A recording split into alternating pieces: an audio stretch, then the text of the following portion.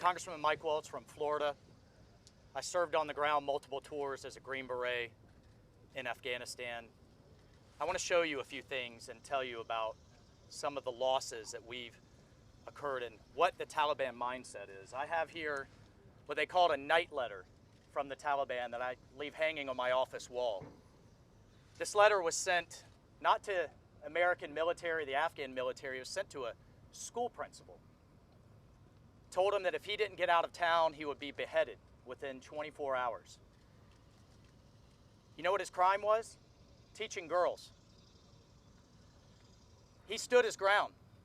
They didn't get him, but they got his brother, beheaded him, burnt the school to the ground, chased him, his family into hiding.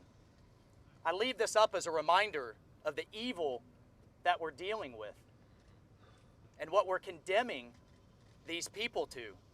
We've talked about our interpreters and our allies. I had one, the guy was such a fighter, we called him Little Spartacus. Spartacus was on the waiting list for the SIV program. He was found at a Taliban checkpoint with American documentation on him. You know what they did? They took him back to his village, beheaded his brothers and his cousins in front of him, and then him, to send a message.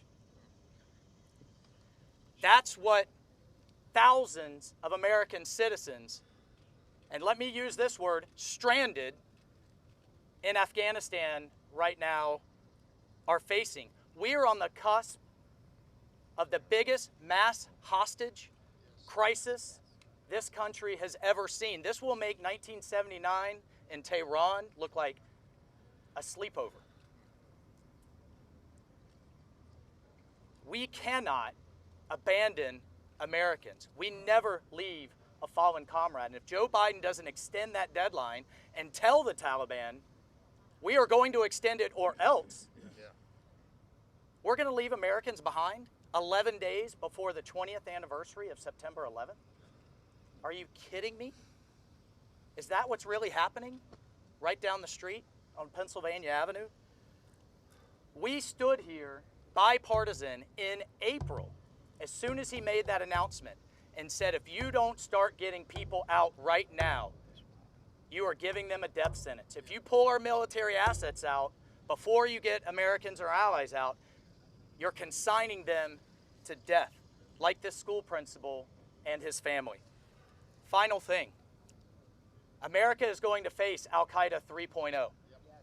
The intelligence community has been clear and has briefed us repeatedly. The Taliban taking over means Al-Qaeda 3.0 comes roaring back. Except now we're in a worse position than we were before 2001. We have no bases in the region. Our local allies are being hunted down as we speak.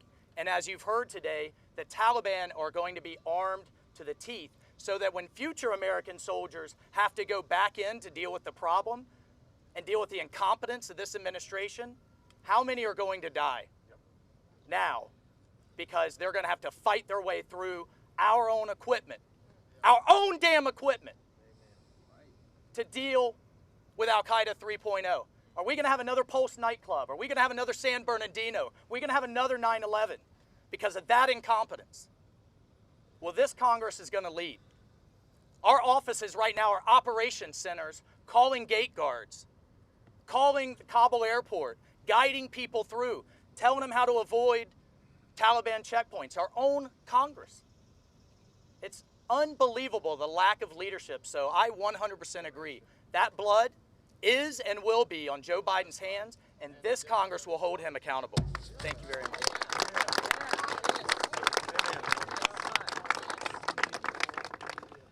I want to thank my colleagues.